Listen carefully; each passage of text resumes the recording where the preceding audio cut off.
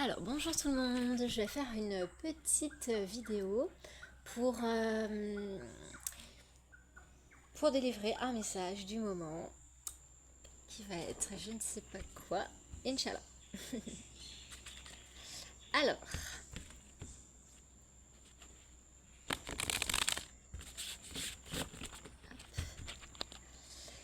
donc je vais commencer avec le jeu Portal des Luz Sagrada. La luz sacrée. Le chemin pour tous. Le chemin de la lumière.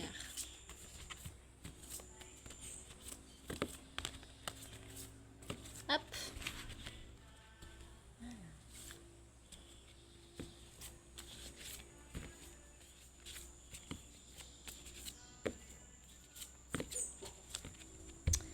Donc j'attends que les petites cartes, ou une ou deux, sautent. Hop.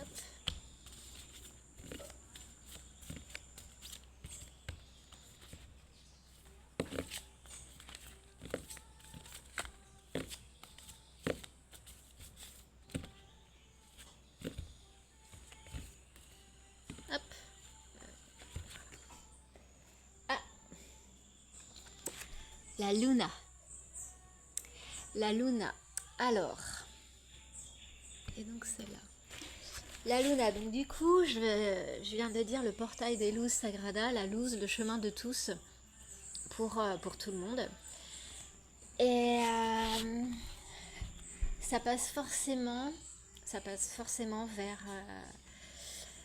vers l'énergie de la Lune qui est plus reliée à l'ombre, à la nuit, au féminin, à la profondeur des émotions. Et pour justement y mettre de la lumière. Donc ça passe par aller faire le chemin inverse du coup, ou passer par le chemin de l'ombre, pour justement aller vers ce chemin de la lumière qu'on cherche tous. Et d'aller faire ce petit plongeon à l'intérieur de soi, dans ses ressentis. La lune, c'est ça, c'est mystique, c'est mystérieux, c'est... mais c'est puissant. C'est puissant et c'est beau quand c'est accompagné avec l'amour, l'amour pour soi, la compassion. C'est le chemin de l'ombre, de ses ombres, pour aller vers sa lumière. Et pour ça, on est guidé par El Grande Maestro. Et là, parce qu'on peut se demander, ouais, mais moi je ressens rien, mes émotions, parce qu'on a tous été un peu coupés de nos émotions durant l'enfance, parce qu'on n'est pas habitué, c'est de génération en génération. Il y a 50 ans de ça, on parlait même pas des émotions, je crois. Enfin, c'est vraiment là, ça commence, on est dans une génération où on commence vraiment à ancrer ça, que ça existe, que c'est là, et que c'est normal en fait. Et c'est tout nouveau. C'est tout nouveau dans l'ère de l'existence humaine, de parler de nos émotions. Donc du coup, on sait pas trop, bah non, je ressens pas, je vais pas forcer le truc, je vais pas forcer l'émotion, juste pour libérer, ressentir et hop, mettre de l'amour, de la lumière, de la douceur, de la compassion. Enfin, il faut déjà faire ce chemin de ressentir. Et pour ça, vient elle, et j'adore cette carte, elle est hyper puissante. Elle Gran Maestro. J'adore cette carte. Ouais. Et en fait, là, c'est le guide. C'est le guide, c'est notre guide intérieur, c'est le grand mystère, il nous guide. Il nous guide vers notre propre chemin. Et souvent, c'est souvent des personnes du milieu de la spiritualité, voilà. Et encore non, en fait. Non, pas forcément. Pas forcément parce qu'il y a plein de personnes qui suivent justement les grandes maestros et qui n'ont rien à voir avec la spiritualité, et pourtant n'empêche, traverse quelque chose, vive les émotions, et voilà. Et c'est un chemin, pour tous en fait. Il n'y a pas de, de milieu, dans sa propre famille, on peut ressentir des émotions, mais on n'est pas du tout relié au monde de la spiritualité. Bref, c'est El Gran Maestro, on est tous guidés par ça, par le grand mystère. Et du coup, c'est juste quand on ressent, et surtout oser suivre l'appel, de changer de travail, de oser aller à telle ou telle chose que la vie nous met sur notre chemin. Parce que maintenant, on est connecté quand même à pas mal de... On peut être connecté à pas mal d'événements, pas mal de... Et en fait, il ne faut pas juger, il faut juste suivre notre appel. Et dans là, on va pouvoir ressentir des émotions. Et c'est dans ça qu'on va faire ce chemin dans nos profondeurs. Et en fait, c'est juste oser ressentir avec douceur et pas juger. Pas se juger en fait, c'est juste ça. Il faut apprendre à pas se juger dans ce qu'on ressent. C'est un chemin intérieur que chaque être, pour moi, doit apprendre à faire. Parce que dans le process, qu'on ne se juge pas et qu'on se donne l'amour, après c'est naturel pour les autres. Et du coup, ça permet d'avoir plus d'une fluidité dans nos relations. Donc voilà, c'est un chemin guidé. Et ça n'a rien à voir avec tel ou tel milieu, c'est personnel, et c'est à travers notre cœur et dans ce que la vie nous propose en fait. C'est la proposition de la vie. Et ça, c'est beau. Il faut oser changer de chemin aussi. C'est pas parce qu'on est habitué à tel ou tel événement aussi ou ça. Il faut oser aussi, être curieux, de se dire, pourquoi pas, je vais y aller là. C'est la curiosité, c'est aussi retourner dans sa spontanéité de l'enfance. La curiosité, c'est l'enthousiasme, c'est ah ouais, tiens, j'irai bien là. Sauf que quelquefois, il faut savoir que c'est la joie qui nous guide, et parfois, ça va peut-être nous amener à des émotions pas toujours évidentes, mais c'est pas grave, parce qu'en fait c'est une libération. Les émotions sont une libération du cœur, du corps. Et c'est ressentir la vie, c'est être un être humain à ressentir. C'est retrouver son humanité. Donc voilà. Et donc, je prends la suivante, hop. Et de l'air, j'aime bien cette carte, j'adore ce jeu de toute façon. Air. Et là, du coup, c'est voilà, le peuple des nuages, de l'air. C'est y mettre un peu de légèreté quand même dans tout ça. C'est prendre de la hauteur, même si on ressent, voilà. Et c'est essayer de prendre de la hauteur sur ce qui se passe dans notre propre vie. Et de respirer dans tout ça, dans nos émotions. C'est pas oublier que, ok, c'est guidé. Hop.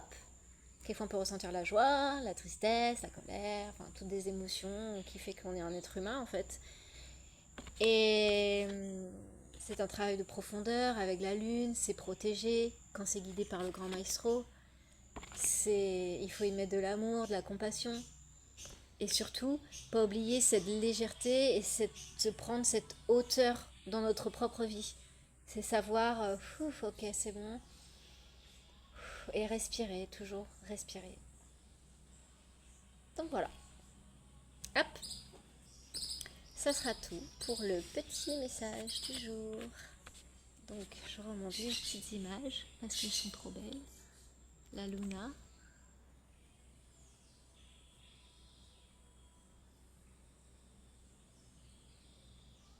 Hop. El Gran Maestro.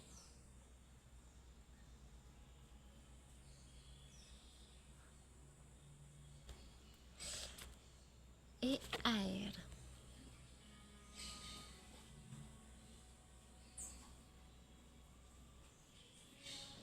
La hauteur sur toute notre vie. Et donc,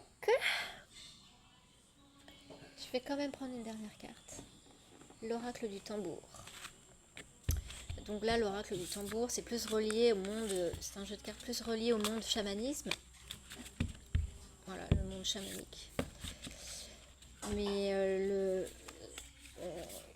il y a des choses chamaniques, hein, c'est clair. Hein, maintenant, c'est aussi, ça va prendre de l'ampleur et c'est pas plus mal puisque le chamanisme, en vrai, c'est rien que la connexion à la terre. Pour moi, le chamanisme, c'est ça. Parce que le chamanisme, on est tous dans une expérience chamanique. En fait, c'est l'expérience de la vie elle-même sur terre. Et du coup, pour moi, le chamanisme, c'est la connexion à la terre, tout simplement. C'est les arbres, c'est l'eau, le soleil. C'est quand là en France ça va être la saison d'hiver, c'est pouvoir faire son feu. Voilà, et cette connexion, c'est cette connexion aux éléments. Parce qu'en fait la terre c'est ce qu'il y a de plus puissant et ça nous aide dans notre chemin.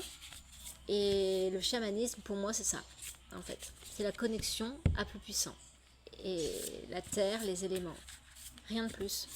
Parce qu'on parle de choses. Enfin, je sais pas de quoi on parle d'ailleurs dans ce milieu-là, mais la base, c'est la nature. C'est ça l'expérience. On est sur Terre. Hein. Hop, donc une petite carte, l'oracle du tambour. Hop.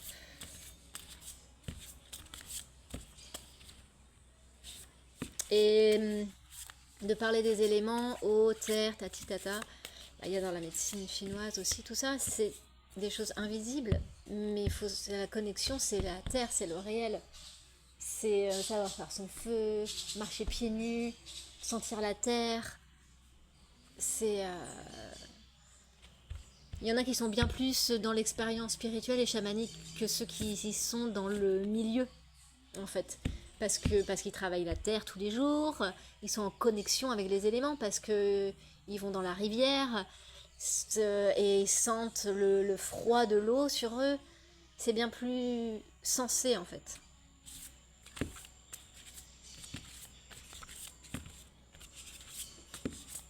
Que d'en parler. C'est ressentir avant tout.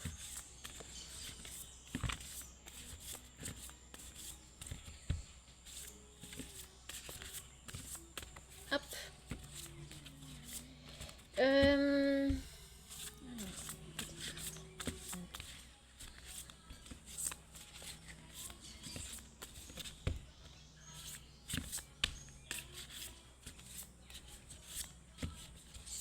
Je sais pas si on entend la musique à travers la vidéo, mais je crois que c'est Lana Del Rey.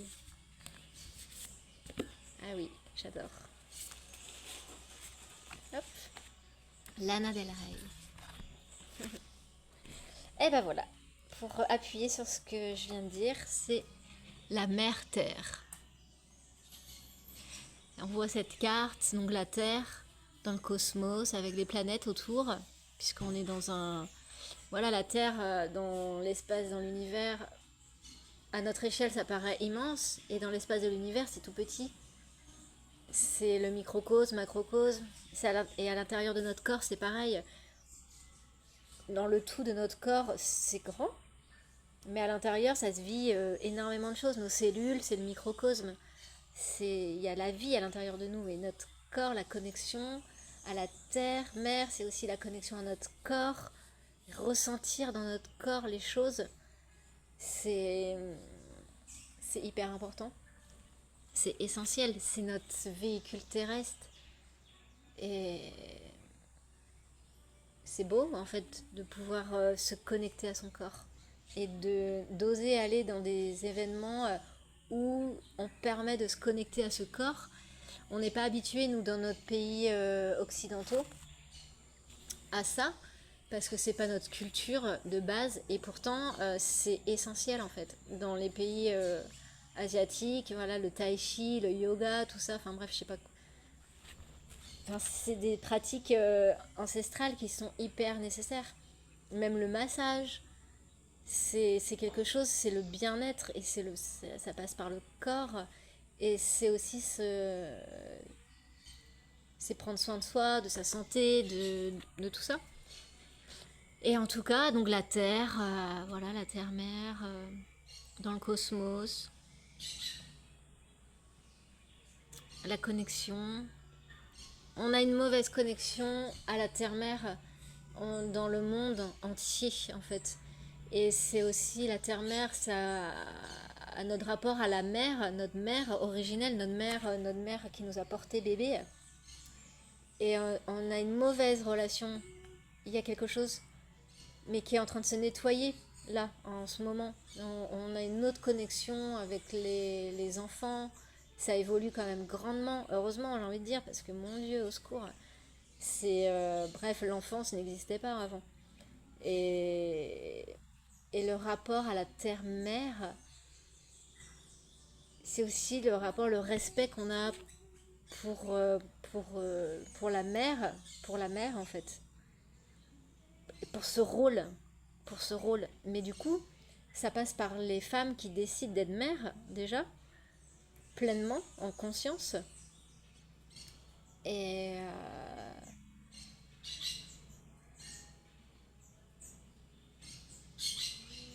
qui décident d'être mères en conscience, en effet. Et forcément, cette terre-mère, quand on se respecte soi-même, c'est naturel qu'on va respecter la terre, là où on vit. Et le respect, ça s'apprend comme ça en fait. C'est d'abord pour soi, pour ce qu'on vit. Et je trouve que plus on respectera ce rôle de la mère sur Terre, qui a un rôle important et qui a été complètement négligé, comme si c'était rien du tout, et bah plus on va aussi respecter cette terre-mère. Et elle en a grandement besoin, parce que voilà, il y a la pollution, mais il y a des choses qui se font maintenant pour le nettoyage, tout ça, et c'est bien plus spirituel d'avoir une idée de waouh, enfin j'ai déjà vu quelqu'un qui est en train de nettoyer tous les déchets, bref, il y a des idées de dingue sur Terre. Et c'est concret en fait. Et on a besoin de concret pour arranger les choses. Et cette terre-mère, elle est dans le ciel, le Père ciel. C'est un tout. C'est un tout. Et la connexion au Père, bah il y a quelque chose qui est il y a encore quelque chose à c'est pas suffisant peut-être. Et pourtant c'est le guide, El Grand Maestro, le mystère. Et quand on se laisse guider, c'est forcément pour le respect de la terre-mère. Et quand on a ces polarités à l'intérieur du respect de la terre-mère, guidée par le Père Ciel, quelque chose en nous s'ouvre, se fait, se nettoie par le nettoyage de certaines émotions. Et on est forcément guidé vers quelque chose de plus beau à vivre extérieurement. Voilà, ça demande du courage, de se centrer sur sa vie et, et d'avoir cette envie de respect en fait, cette envie de respect surtout, parce que c'est essentiel. C'est l'amour, le respect. Hop, voilà voilà pour le petit message du jour. Ciao.